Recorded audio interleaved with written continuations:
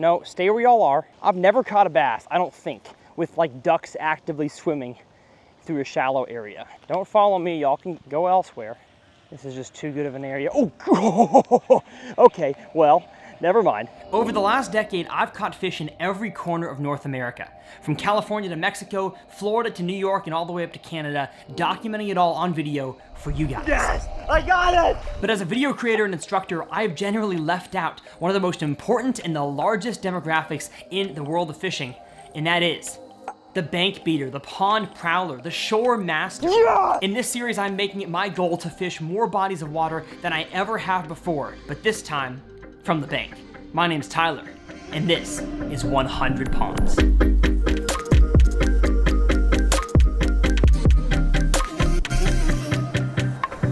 Well, what's going on, folks? Welcome back to TRF 100 Ponds. I love this series because I get to go bass fishing with you guys every single Saturday from the bank, becoming a better pond angler myself, and hopefully teaching you guys things you can apply to your ponds wherever you fish. Now, before we hop into this episode, I want to thank two sponsors of this channel, the first of which being Evolution Fishing. They make some of the best tackle bags for bank fishing and boat fishing. They have some awesome tackle box solutions for wherever you fish, and they brought me on to help design some cool stuff to help you guys organize your tackle better. So you can use code TRF20 to save yourself 20% on your order, and the same code applies to Amphibia Eyegear. I do not go pond fishing or kayak fishing or fishing in general without polarized sunglasses. It is so dang crucial to be able to see what's in the water, and without polarized sunglasses, you can't do that. These here are awesome, they're high quality, they're durable, and they float.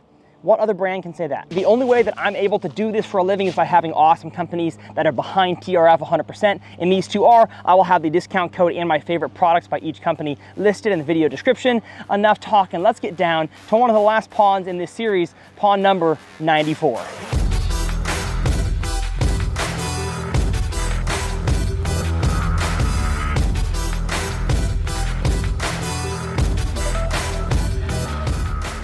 So walking down to pond number 94, two things are true. One, the water is crazy low, not a fan of that. And two, I got here a lot later than I was hoping to. I know I talk all the time about the importance of getting to the pond or the lake during the late summer, the hot dog days time of the year.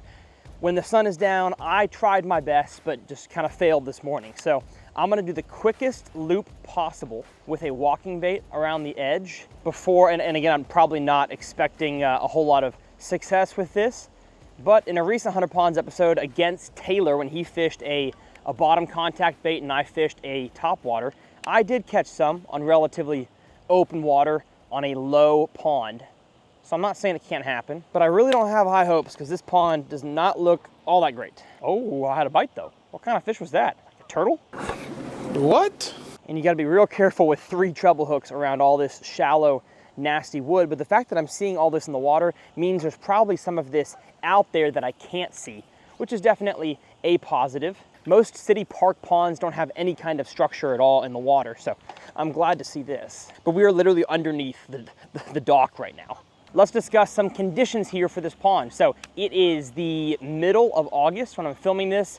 So water temperatures are going to be at their peak. In Texas, August is the hottest month of the year on record. And so these bass are not getting a break, that's for sure. It is hot every day and every night, and that's why I'm out here at least as early as I can. It looks like water clarity is actually not that bad. I mean, it's low light and I can already see a foot in the water. So probably 2.5 foot visibility. And I really wish the water was normal height, because look at all these beautiful cypress tree knees that would be in the water, again, if it had the foot to maybe 1.5 foot more of water it can hold. I really think this would be a good spot to catch a few. In terms of forage base, I have no earthly clue. Again, if it's like any other Texas pond, I'm assuming bluegill and threadfin shad, along with various types of hard-nosed minnows. That rhymed. We have geese aplenty. Taylor would be loving this pond. Man, I want to come back to this place as long as I catch some in the pre-spawn with like a vibrating jig, a red vibrating jig. I feel like I could slay out here. Slay queen. I'm definitely gonna flip a creature bait or something in those cattails once I finish my loop. That'd be so cool if I got a giant blow up that close quarters. Yes! A man can dream. One thing that's true about overhanging trees like this is that they will, over time, leave tons and tons of branches in the water, oftentimes even further out than you might think. So work your baits all around the bottom of overhangs. Well, I think the guy was right. This place is pretty tough. So much wood in the water, it's just a little too shallow for this time of year. Ooh, cloud cover, that's nice. Yeah, also one more condition, it's been stinking hot every day. I'm talking like 100 to 105. And it's only, what time is it? 7:23, and I'm hot. So I'll be thanking the Lord for any clouds he provides today. No, stay where y'all are. You don't have to go that way. What the heck kind of ducks are those? My goodness. I can't tell if they're beautiful or ugly. I've never caught a bass, I don't think, with like ducks actively swimming through a shallow area. So I'm just gonna walk briskly. Don't follow me, y'all can go elsewhere. This is just too good of an area. Oh, okay, well, never mind. Nice one, nice one. Hypothesis, not confirmed. Hypothesis denied, or whatever, not proven. Come on in here, buddy. Yes, sir, okay. Active area with ducks got us a topwater fish. And this is risky. Gotta grab him by the pressure points. Thank you, buddy. Heck yeah, pond 94, success. KVD, sexy dog, got ourselves, I mean, relatively healthy fish, kind of skinny, but not as skinny as it could be. 2 1/4 pounder. Thank you, my friend. Now, the area that I caught that fish was anything special? I don't really think so. I mean, I guess we have a long pipe kind of going in the water here, but it's not any deeper. The water clarity is not any different. There's no extra forage available here. It's just the place a bass wanted to be. And I guess maybe I shouldn't be as afraid of fishing around ducks because they've been dabbling in this area for quite a few minutes now. Oh, it feels good though to get at least one fish, to get a success at this pond on my quick loop around. Again, if you're new to this series, that is the mark of success at a pond, is of course having fun, learning something, and catching at least one bass. Oh goodness. There is no way I'm catching one in this corner. I'm still gonna try because I thought a second ago any ducks mean no bass. But I mean, we've probably got 20 geese and 15 ducks. I mean, man, this is a multicultural place. Gosh. Whoa, okay. The water is the muddiest in this corner it's gonna be on the entire pond, so we'll see. Maybe the geese's feet stir up all the bugs. Probably not. Man, they need some population control out here. This duck is waiting patiently for my lure to pass. Well, no, he's not. Gosh dang it. And now we're to the section of the pond that the sun has already been hitting for a while. And so as I talk about chase the shade, I did that on the other side first. This side, I'm not so sure if the fish are still gonna be in a topwater mood, so I'm gonna go even faster to get back to the truck, change rods, and fish something in the water column. Oh, I just had a bite. Oh, I've got one, yes sir. Oh, ooh, come on. Get over those trees, get over those trees, yes sir. A little teeny guy in the corner. Come on, shake off for me. I don't need to show the camera a teeny guy. Well, no. He hooked himself again. Oh, got him. Hey, baby, number 2. He had 3 treble hooks in him, he was not getting off. Let's go, baby, heck yeah. The walking bait I'm using today is the full-sized sexy dog. Oftentimes I'll throw the smaller size in ponds, but I didn't have much time to rig tackle. And that fish came around this corner here where at least it's still kind of shady. But the fact that I'm getting at least any bites up shallow on this pond during these conditions tells me that when the water rises and the fish are more apt to be in shallow water, this pond could be a really fun place to be. Oh, I had a wake behind, got him, yes sir. Oh, this place is gonna be fun in the spring, my goodness. Oh gosh, get in here, yes sir, nice bass. They are not really exploding on it, but that's kind of the mark of this time of the year. Healthy 2-pounder, thank you buddy. Okay, so I'm proving myself wrong about bass when the sun hits them not hitting topwater, because obviously these fish still will for a short period of time. Now, give it 9 o'clock in the morning, maybe even 8:30, I will not catch a bass on topwater on these same areas. People often wonder how I can just show up to a pond and catch fish. Well, A, I go to places I know have bass. People have told me, they've confirmed they live here, so I know I'm not wasting time at a fishless pond. And then B, I just use all the same methods all year round. The first of which being cover some dang water when you first get there. Yeah, got another one. Yes, sir. Any place I'm noticing where the cypress knees go out into the water, again, that's the hardest cover they've got out in the water column, is where I'm getting bites. Very, very predictable, love it. I'm hoping by going a little deeper, I can catch a larger one, but this place has definitely got a little more fish in it than I had thought. For being a city pond, might not be as tough as I had thought, but I'm also making all the right moves. I got here early, throwing top water, covering the whole pond in, let me tell you guys, 35 minutes is how long it took me to do one loop around the pond, and that was pretty dang fast. And man, when you do that, you can find out pretty quick where the active bass are and usually have a chance of catching them. But now that we've caught a few on top water, I want to change tactics a little bit to go a little bit deeper in the water column. So I've got two options. One, I could continue to throw the drop shot, which I've thrown a ton this year, and probably catch some fish.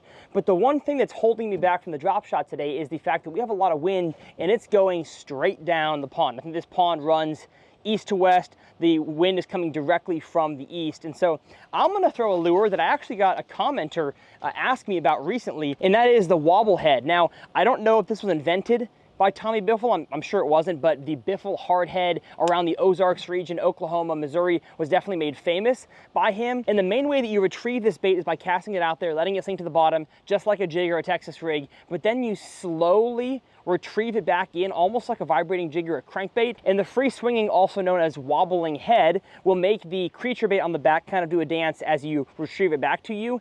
I'm not sure if it's gonna work in this pond, but I'm willing to give it a shot because it seems like relatively hard bottom. And if there's 3 or 4 bass that I caught on the bank, I imagine there's some structure in bass just off the bank. So I'm gonna bring this with me, as well as a vibrating jig, the old Thunder Cricket. And in case I lose the trailers on both of those, I'm gonna open up my Evolution bag here, and we're gonna get the mid-sized Rage Bug as the trailer. And I'm gonna try something out. Stinking bait pop. I don't know if it works, but I'm gonna spread it all over my wobble head. See if it gets an extra bite or two, who knows. Again, the tackle bag I use is linked down in the video description. Get you one. Let's go, baby. No, I think the strategy I'm gonna take is I'm gonna throw the Thunder Cricket first, a few casts down each bank. Oh my goodness, I think I had one. Did I just have a bite? I for sure had a bite. I'm not sure what kind of fish it was. But yeah, a few casts with the Thunder Cricket first and then slow down from each location that I stand with the wobble head. It is shallow out there. It's like 3 foot in the middle. Thunder, Thunder. Time for the wobble to wobble. Oh, uh-oh. First cast in, and that's what I have on the wobble head. So maybe not. Maybe not. Had to give it a try at least. We'll keep trying. Let's see, third cast, yeah, still a little bit of gunk. I don't know. I'm not really feeling it. I want to catch one on it, but I just think a jig is probably a better choice, a 3/8 ounce jig. I don't know though, because this is 3/8 ounce, so what's the difference? I guess I'm dragging this one, not hopping it. I'll try to hop this thing, why not? Why not? Oh, I also didn't put bait pop on it. That's why. I'm not a huge believer in scent. But I told the people at Bait Pop I would give it an honest college try. Man, I'm just getting too much junk. I don't think this is a heavy lure dragging pond. Let's see if maybe around the fountain they need some scent dispersion. Some dang chartreuse glitter and stuff. What's the scent here? Just says chartreuse, who knows? Smells like nothing. Definitely looks different in the water. All right. Let's make a cast by the fountain and see. After one cast, how much is left? A fair amount. Nothing on the fountain, but a bunch of gunk. All right, I'm collecting too much junk. Even working it like a jig, I think the separation between the head and the bait is causing a little bit of snagginess. So I'm gonna go back to the truck real quick, rig up a 3/8 ounce cage fighter, and I'll be right back.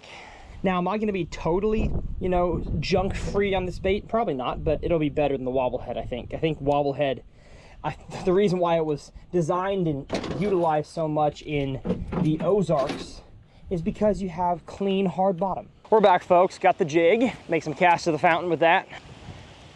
All right, pretty sure there's nothing on the fountain. Let's start covering some water again and hitting some overhanging trees. Instead of my usual kind of soft lift and hop with the jig, I'm gonna do more of a staccato kind of hard one to hopefully keep it out of whatever gunk is down there. Seems like mostly dead leaves and sticks. Yep, that seemed to work. Ooh, nothing like finding a nice clean screw at your local park. For the safety of the kids, that one's going in the water. Unless people swim in here, I don't think so. I would not ever put my face in this water. Although now that I think back to how I caught them this morning, they were over there and all on that bank. I didn't catch a single fish on this side, so I'm gonna fish it, but not super hard. The good thing about covering water is that it can tell you, hopefully pretty quick, where the majority of the bass are in your body of water, and I don't think they're on this side. I bet ain't nobody flips down here though.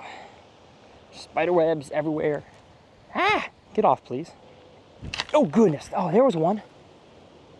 And before I get in a pickle, I'm gonna play this slow here. I really don't know the best way to get in there and get a bass out. I got so many trees around me. Yeah, there he is, yes, I got him, I got him. Felt the bite, reeled extra fast, and that was kind of my hook set, and it got him in. Nice single scoop bass. Matter of fact, not even single scoop, that's a half scoop. That's you ask for a single scoop at Baskin Robbins and the person hates their job and they give you that. And you feel like you can't ask for another scoop because then they're gonna charge you double, and so you just kind of walk out of there like, dang, did I even want ice cream today? Not the size bass that I was expecting to be in there, honestly. No, another one, another one. Now that's probably the same size right there. Feels like it. I guess moral of the story here is that no matter how close you feel like you are to the cattails, always flip whatever edge you can, because sometimes those bass have no idea you're there, and it's an easy catch. Although I say easy, nothing was easy about that hook set and landing. Oh goodness, oh I just got donked, donked. Came over a limb and I felt the donk, and he must have just like sucked it in and dropped it. There he is, yes sir, yes sir. Hey, got him that time. Gave him a little bit longer before I set the hook. But it really seems like these bass in this pond are in very predictable spots.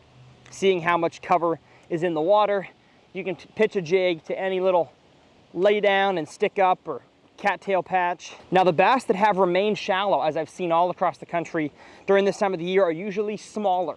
Not to say you can't catch a big one, but on average they're smaller bass. Once the heat starts to affect them, only the small ones remain, and that's kind of what I'm seeing right now. Oh, I live for that thump though. I like it, I love it, I want some more of it. Yes sir, yes sir. Give me more of it. Oh my goodness. And I've caught a crankbait with this fish. Oh, whoa. Hold up, hold up. That's the craziest thing ever. I've got a 2.5 square bill attached to my line. This is nuts. Jig, corner mouth. Thank you, buddy. Wow, and a Strike King. No, it's not a Strike King. What is it? I have no idea, but I've created a debacle here. Oh, what a mess. This person did not leave the pond like they found it, and now I'm left with the remains. I didn't bring scissors with me either. Take it slow, untwist this mess. Okay, there goes the crankbait. Through the loop, around. Oh, we did it again. Uh-oh, we're so close. Oh no, I dropped it. Oh yes, look at this. Got our jig back, and whatever brand crankbait this is, I really have no need for it. Looks like some kind of 1.5 knockoff. I'm gonna collect this person's line and leave it right here. Actually, that's not obvious. Very obviously placed here on this tree.